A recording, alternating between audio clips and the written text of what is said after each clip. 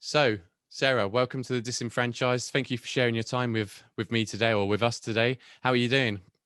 I'm really well, and thank you so much for having me. I'm super excited to talk to you this morning, Ed, and share some of my journey with you. So thank you. No worries. I've been looking forward to it too. You bring a lovely energy and hope, and I'm sure it's going to come out actually on this conversation. So, to get us started, then I'd like to ask you. Well, actually, the reason why I want to speak to you is to find out your journey as a franchisee and now into being a franchise coach and operations manager. But to get things started, what was your first job? Oh, you're going to laugh at this. So, when I was young, I had this idea that I wanted to be a solicitor when I grew up, and that was it. There was nothing else for me. So, when I was 15, you had the opportunity of going away for a week and participating in work experience. Yeah. So, I was super lucky. There was a solicitor's office just at the end of the road where I lived, actually. I lived near a main road, and I managed to get a week in this office, and I it. Honestly, it was brilliant. I was on the front desk. They even let me answer the phone, honestly, they let me loose on the phones, and I'm learning this switchboard. And this was like back in 95. So it was way before the internet or anything like that. And then I just like kind of made tea for everyone, more than happy to make tea all day long, run and do errands, Frank the mail, as it was back then. Yeah. And what I did, I absolutely badgered them until they gave me a job. So what I would do when I finished that work experience, I went back to school to do my GCSEs. But after school, I would run home, drop my bag, then go to the end of the road, and I'd be like, I'm here. Who wants a cup of tea? I'm going to frank some mail. And they said to me, well, you can come and join us in the holidays and help out in the holidays, Sarah, because we might as well give you a few pounds because you're coming in every day anyway. So I did that. And then I was like, please just give me a job. Please, please, please. And they were like, well, we don't know if we've got an opening. And I was like, please, I'll do anything. I'll do anything. I was like, do you remember Boys from the Black Stuff? It might be a bit before your time, but there was a guy on there called Yosser Hughes. And all he did was go, gives a job, gives a job. And I was like him. I was just like there every day going, give me a job. I won't even go on day release. You could, back in the day, go on day release, and I didn't want to do that. I wanted to work full time, and I went to night school to learn how to do word processing, typewriting, and all the clerical things that you needed to do. They relented. They gave me a job in the end, and I had a lovely time in that first job role. Excellent. So did you end up becoming a lawyer in the end? No. No, So, sadly, I was made redundant from that job role. They closed that branch because it was a big law firm in Liverpool, and I don't think they were making the money on the Wirral side of things, which is where I'm from. So they closed that down. So when I had a few jobs after that, Ed, I've worked in the events industry and hotels. I've worked in a Reaper graphics company. I worked for a barbecue company, selling spare parts for a Canadian barbecue company. And I even sold, do you remember when 4-star was like kind of, it was phased out, the fuel? yeah, yeah. And unleaded, well, everyone had 4-star cars. And it was like, what are we going to do? We can't fill our cars. We've got no petrol. Well, I sold these fuel catalyst petrol compressors. Oh, okay. It sounds a bit dodgy. They went on the fuel line, but actually they worked really well and they saved on fuel economy. So honestly, I just when I was young, I just saw opportunities everywhere, and I just wanted to try different things and work in different industries. So yeah, I did a bit before I got my franchise at 22. Oh, you started your franchise at 22. That's cool. That's relatively young for a lot of people. You know, they're typically in kind of my experience. We're talking to people around their 50s, 40s, 50s, that kind of age. So starting at 22, that's pretty impressive. But before we kind of dip into that, I wanted to say that interesting. You mentioned foresight brought back loads of memories for me. My first job, which I haven't really kind of shared with anybody just yet on this podcast, was it wasn't self-service back in the day in little villages when 4-star was about, and yeah, that was my first job, £2.50 an hour, putting petrol into people's cars and taking their money. And Oh, bro, what a I, dream day. it was okay. It's a little bit boring, but there was one thing that I that really sticks out in my memory from there. It's normally, the odd kind of tip that I would get for doing it. So the odd pound here or 50 pence there, or, round it up and keep the change yourself. But this big American car pulled in one day, and the guy just said, I think he said, put in 50 is what I thought he said. So I put in £50, Yeah. and for most cars back in those days, it'd fill it up easily. For this thing, it just kept on going and going and going. I got to 50 and I stopped, and the guy gave me I think it was about £100, something like this, 80 to £100, and said, here, keep the change. And I was like, wow, he's just given me an absolutely massive tip. And then I realized afterwards, maybe he said fill it up rather than £50. And I've sent him away and he's got half a tank's worth of fuel.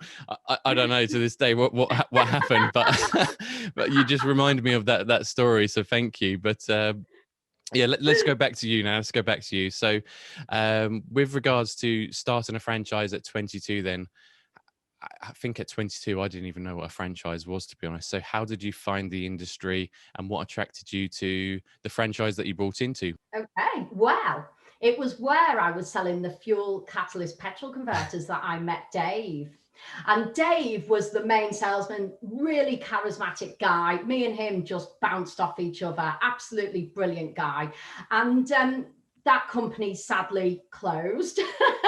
And I was working for this barbecue company, and Dave phoned me up and he goes, Sarah, I've bought this lawn care business and I need someone to come and run my office. Can you think of anyone? And I'm there, a bit naive, going, oh, I don't know. And then I realized it was me he was referring to. And I was like, oh, I'll have to come and have a look at this. So he said, come over to D-side. That's where I'm based. And I was expecting this little place. But what he'd done, he bought a franchise, and I didn't understand what franchising was then either. I just thought he bought this business off someone who'd been running it, if that makes sense. Yeah. So I pulled up to Greenthumb in D-side, and I thought, my God, he's bought a big business. This is huge. And when I walked in, all these people are walking around. But what he'd done, he'd managed to get 12 months free rent. Oh, wow. As part of his deal, because we were located really near to our territory, you see. So I'm there, and he said to me, this is your office. And, the now CEO and the MD walking around. Oh, hello. Who are all these people? And he said, I haven't got a clue how to do any of this, Sarah, but a lady's coming in to show you. And it was a lady called Nicola who had just bought her own franchise.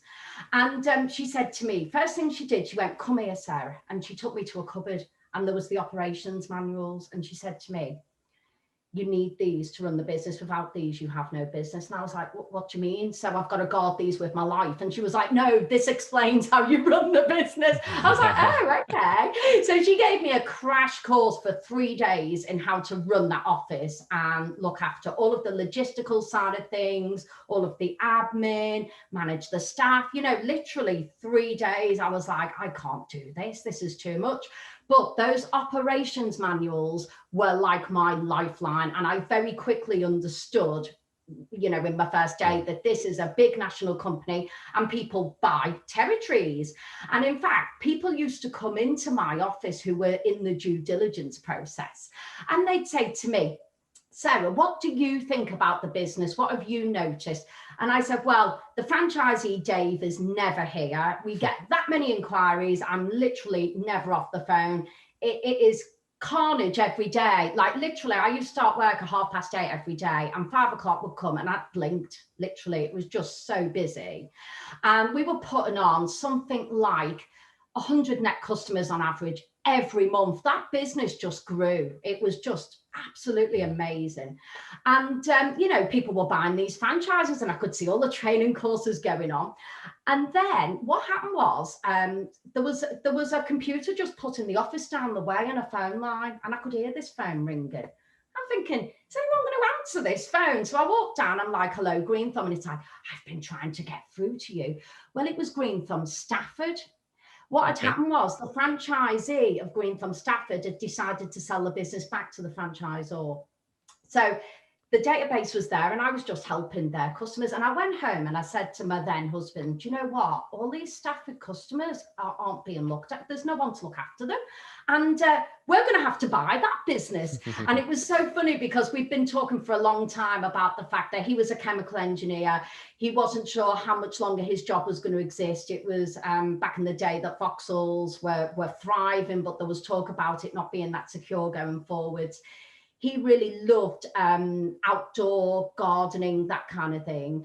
And obviously I loved the business. I could see how well it was doing and just how the network was growing, how many customers we were putting on. I could see the kind of standard of living that Dave had and the work-life balance, which was, I'm not being funny, it was, I mean, he went and had a massage every afternoon. Nice. For an hour, you know, he'd do his quotes, I'm running his off, he'd go and have a massage. So genuinely, Ed, it was kind of like I fell into it, and it was a no-brainer. So we started on the due diligence process, which took a few months. It took about 6 months. We had to obviously get all of the cash flow projections together. And in actual fact, we didn't have the money to buy the business outright. So I'd been a bit savvy. When I was 19, I bought my own house. It was back in the day before house prices were ridiculously, high. And we had a bit of equity in the house. So what we were able to do was release a bit of that equity. And then we were able to fund the rest of the money with a DTI-backed loan. And what we found, to be honest, I was dreading the process, but you know what? Because it was a franchise and it was proven, the guy who helped me, Colin, great bank manager, he knew this business inside out. He was like, I know these businesses, Sarah, they're so profitable and they work. They work. Yeah. So for me, it wasn't like I had to, like a one-man band would have to really, sort of prove what they're doing. It wasn't like that for me at all. It was relatively smooth sailing. And then it was November 2001 that I took over the business. So I'd been in the business about 12 months, and then I spent about 6 months doing my own due diligence. And then I was saying to Dave, I'm really sorry, Dave, I'm off now. I bet he was in shock. Who's going to run my business? Well, you know what happened? I didn't actually tell him. It was so funny. He phoned me up and he goes, Sarah, I've just had a really worrying phone call. He goes, I've had to pull over. And I went, what's that? And the franchisor had phoned him and said that I'd been successful. And I had no idea they were doing that. Oh.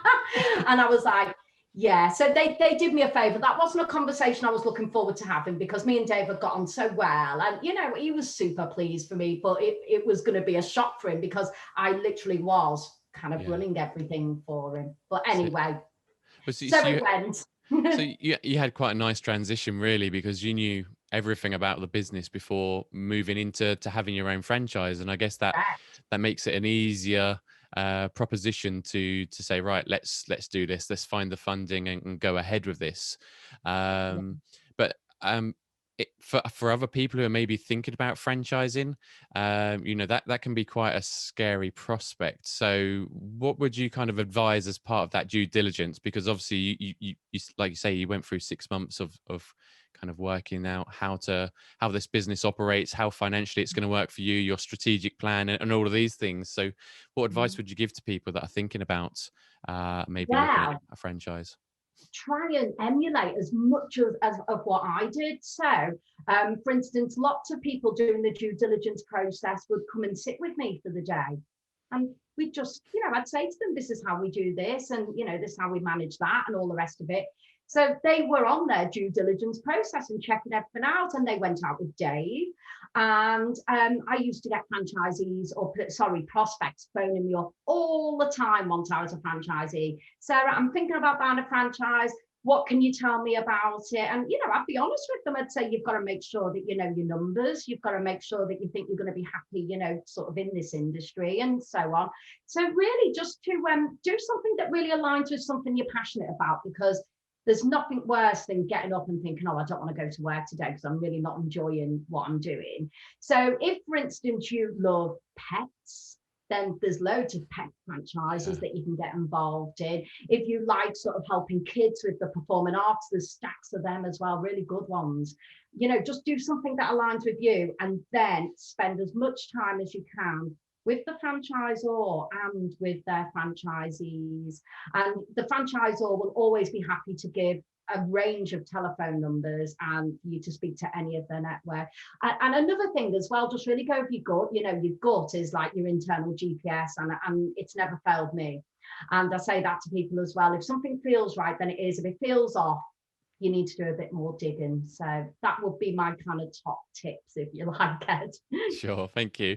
And I don't think we've kind of explained the franchise that you brought into yet. So you mentioned the name Greenthumb, but Yeah. what actually was that business for the listeners? I think I've got an idea, but do you know, you make these assumptions. Everyone's heard of the company, and you know, it's amazing how many people haven't. But Greenthumb changed the face of lawn care in the UK.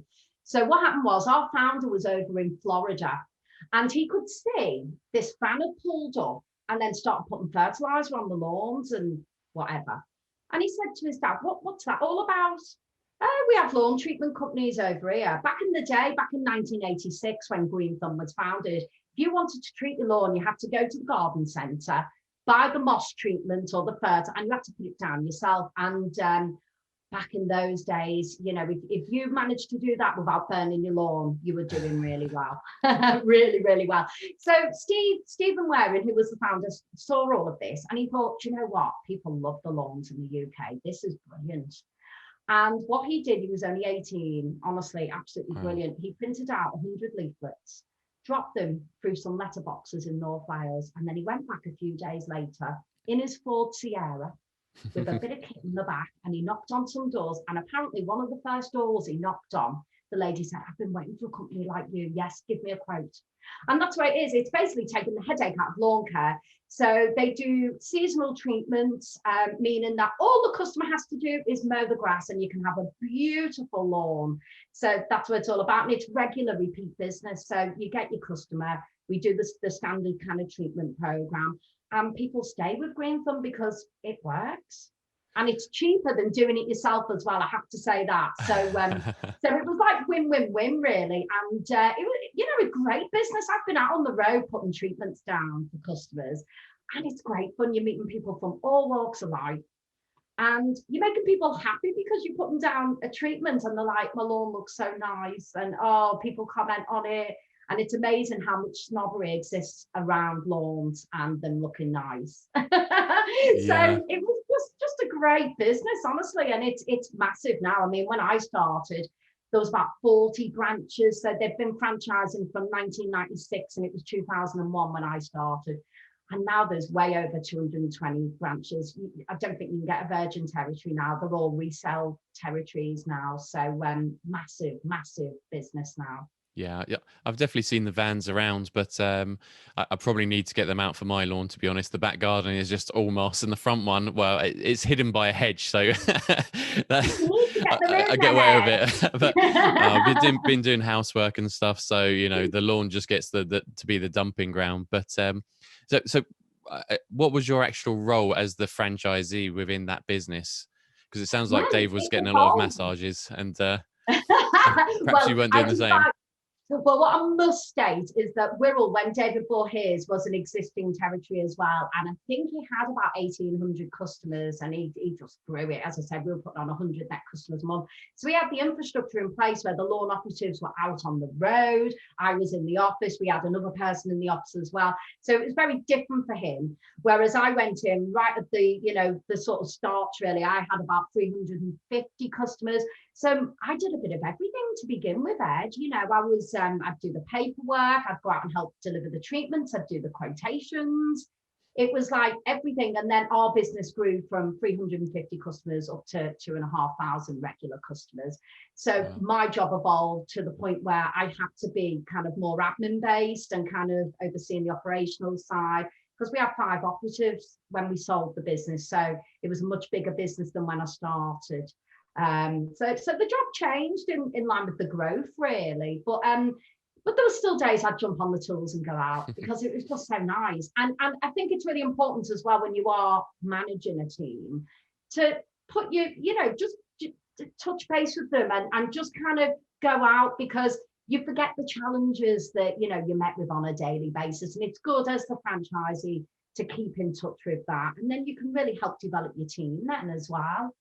Yeah, this is definitely a good tip for any management, isn't it? See what's happening on the ground level to actually know how to direct or steer the business for everybody's Mm. benefit, I should say. So you mentioned challenges there, and you've already mentioned the financial side of it a little bit.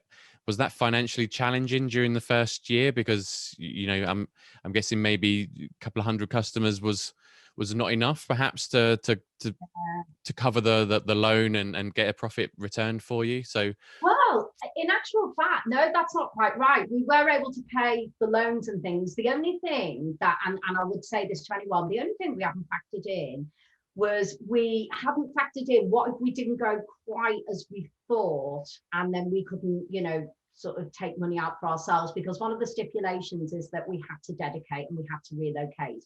So where perhaps in other franchise models, someone might keep their job going, that wasn't an option. It's like, no, you come in and you focus on this, which I totally advocate, because if you're going to go in and grow a franchise, you've got to give it your 100%. So that was a little bit tricky, the first year. But, we turned it around, we grew it, and we just had to kind of cut our cloth accordingly, and it was all fine. The business was there, and we were very quickly able to, we do what we call winter beneficials, which is kind of machinery-based work. And because I've been involved in the business before, I was able to generate some business off those existing customers. So that really helped our cash flow as well. So sure. Yeah, know your numbers and make sure that you've got some money for your own living expenses as well. That's another major thing that you must do. Yeah, I think sometimes people can think it's going to improve your lifestyle instantly, buying into a business, and you can all of a sudden start going on more holidays when actually it's kind of almost the opposite, really, isn't it? You're going to work harder, you're doing it for yourself, and you'll be the one who gets the profit. But Absolutely. yeah, it's not all holidays and massages. No, it's not. Although it was for Dave. It depends on the kind of business you buy. But this is the other thing as well. It's really important as a franchisee to be able to trust in the processes and the systems. Yeah. I see some franchisees who are petrified to let go of the reins, Ed. And you've got an operations manual. These processes work. So it really does need to be a case of finding that balance when you get to the business to a level, because if you can't go on holiday or, decide, well, I'm going to have a few days down, then really you're not you need to have a think about it, because genuinely systems run your business, not people. It's willing people operating those systems, but you don't need to kind of mither yourself in the same way perhaps a one-man band might, who perhaps hasn't got that infrastructure in place, and it's all very much of, oh, well, Kate knows how to do X, whatever job, and Sarah is the only one who does whatever. It doesn't work like that in a franchise business at all. Everything is very systemized, and that's what's brilliant about it, because when you take on members of your team to support you, you grab those operations manuals, and mine were battered, I promise you. They were looked at regularly.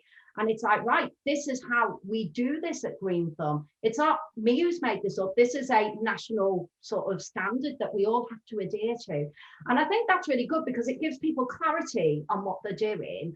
And it makes them understand that we're not just asking you to do this for the sake of it. If we ask you to, sort of do things in a certain way, that's because it's the Greenthumb way. And people like that. So That's the other beauty of having a franchise business. You haven't got to worry about all that kind of, all the setting up and making sure people know what they're doing. It's there. You just train, you deliver the training. Yeah, and it works, right? That's I think the big thing that you kind of invest in, isn't it? You're saving yourself time of making the mistakes, because you're buying somebody's system that's already gone through that challenge, and they're going through the challenges the world throw at business on a daily basis, and they're quick to adapt and pivot is a popular word at the moment. But especially things like COVID at the moment, you've got this whole kind of herd mentality where you're finding the right solution to overcome this challenge, and you as the franchisee can just follow that almost, can't you, and take the advice and absolutely, saves you time.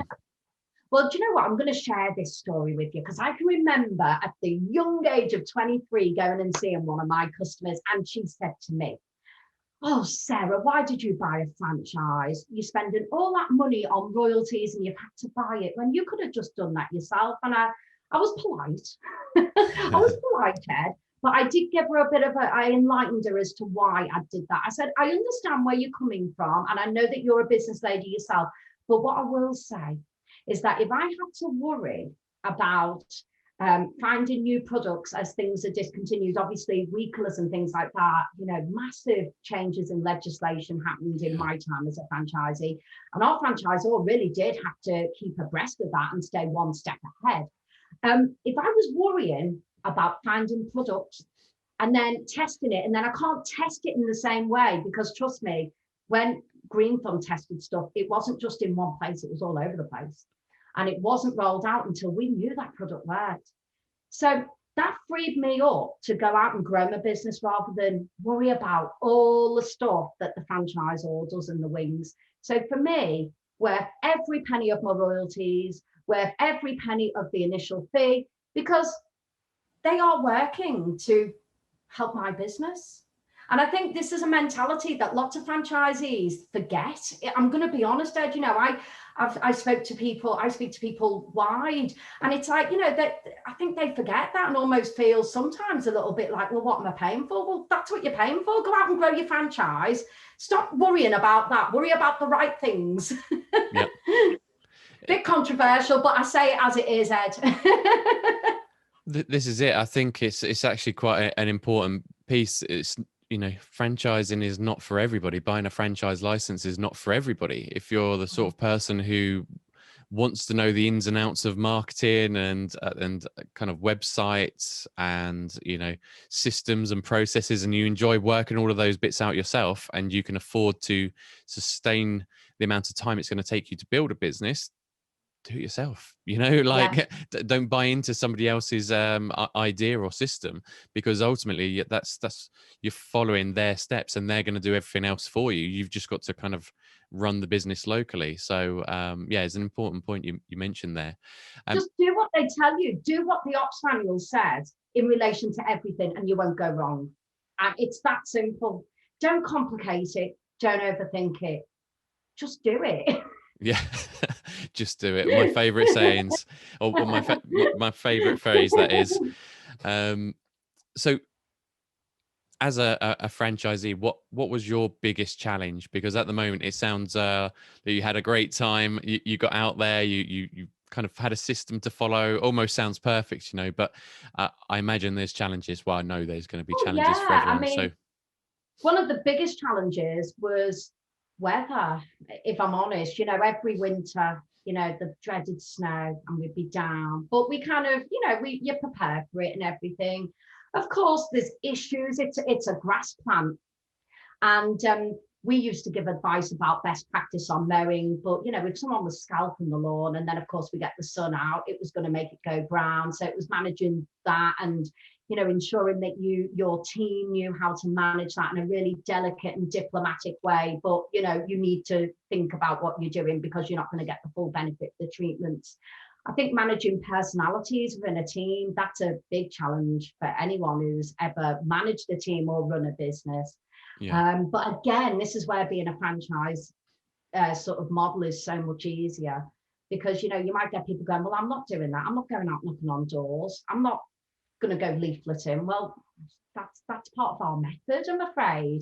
And I was very clear in the interview process. There will be expectations. We're all ambassadors. We've all got to grow the business, and you've got to be on board with. How do you feel about that? Is that for you? And you'd get yeah, and then ultimately people would get in and then decide that wasn't for them, and you'd have to manage it. So there was challenges, but I have to say, I think those challenges would have been much bigger had I just been Sarah Treatments or whatever, Sarah Lawn Treatments, because you just fall back on that. This is what we do. And also changes to the method. What? Even franchisees don't like that. Real resistance. And it's like, the thing is, and I'll impart this now, if ever a method is changed or a new product is introduced, just embrace it, because there's a reason. There is a reason, and it's all about your franchisor keeping ahead of the competition and ahead of the game. So you've, you know, as much as it might feel uncomfortable because you've changed your way of doing it or you've introduced a new product or whatever, go with it. Your franchisor knows, just trust in the process. Honestly, that's a challenge, I think, for franchisors. But I would say to any franchisee, don't resist, just go with it. Go with it. Yeah, I mean, they've got a broader look of the industry or the product or the subject that they're dealing with. So it makes sense. You're there to follow kind of what the path that they're setting out for everybody. So yeah, that's good advice.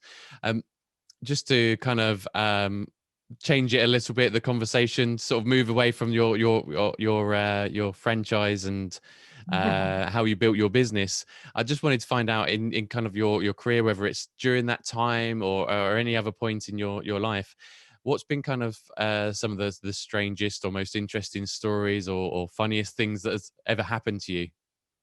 Well, do you know what? I think the fates did conspire to bring Dave and I together, because would you believe my mum used to work for Dave's dad?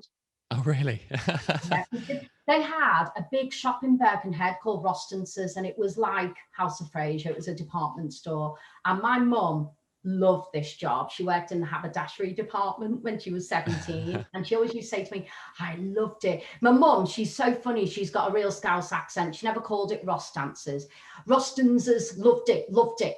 And for ages, I didn't link it. And then I said, she went, what's the gentleman's name you work for, Sarah? And this was like, I've been working for him for months. And I said, Dave Rostance. And she went, is he Dave Rostance of Rostance's? And I was like, well, I don't know, Mum. And it turned out that actually I spoke to Dave. His dad did own that department store. He was the little boy my mum had seen come in with his grandma. Dave was. Fantastic. And his dad could remember everything. He remembered her name, how much she was earning, and, you know, how long she worked there. Very astute man. So that was an interesting fact that then, you know, sort of 25 years later, I'm working for Dave, so to speak. And then one funny story was, you mentioned about challenges and how your job evolves and everything. Well, I had my children whilst I was a franchisee. And I can remember when I was about 6 months pregnant with Daniel, my eldest child, something had happened where one of the lawn operatives was off, and it was when we were doing the heavy machinery work, so aeration, scarification, stuff like that, heavy going. And I said to Phil, I'll come out with you. And he went, you can't come out, Sarah. But I wasn't very big, but I did have a bum. Yeah. I went, I'm coming out, I'm not leaving you on your own, because, you know, that's what you do when you run a business. I said, I'm pregnant, I'm not disabled. So I pulled a big top on, put a cap on, and I just said, I won't speak to anyone because it might look a bit bad. It might look like, you know, like what you're doing, making that pregnant woman work. And it was my choice.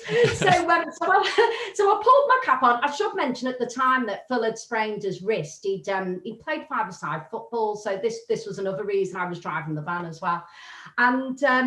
And we're there on this lawn, and I'm just helping, like, I'm not doing any of the heavy work. I'm just helping bag up some of the thatch and things like that. And this old gentleman came out and said to Phil, would you like a cup of tea, son? And Phil went, no, I'm all right. And he went, would your little boyfriend like one over there? And Phil, rather than like say, no, that's my wife, he turned around and went, no, he's all right. He's okay. He's got water in the van. I was like, brilliant. So there was loads of stories. I mean, some of the lawn operatives got, you know, propositioned by some of the ladies, and oh God, you hear all kinds. It was, you could put cameras up, honestly, and do a documentary on it. Some of the stories that happened, genuinely. There was one lady, you know, when an operative used to say to me, oh, please don't send me there, because she kind of pins me up against the wall as she's opening the back gate, and oh, honestly, hilarious. So yeah, it all goes on, but it's all good fun, isn't it? Light-hearted, good fun.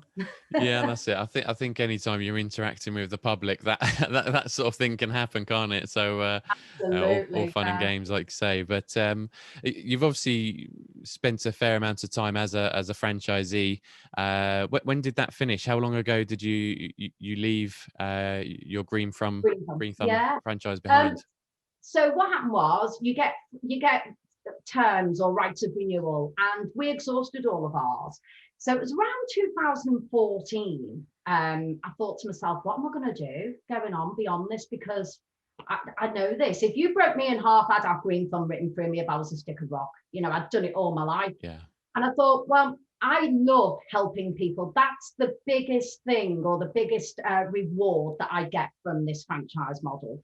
So that's what I'm going to do. I'm going to help people going forwards. And that was when I started my coaching diploma. And I did that with the Coaching Academy, who are brilliant, because it is a proper coaching diploma, not one of these £25 jobs online, which I'm sure are fine, you know, for what, but mine was a lot more deeper than that. It took me many years and many coaching hours.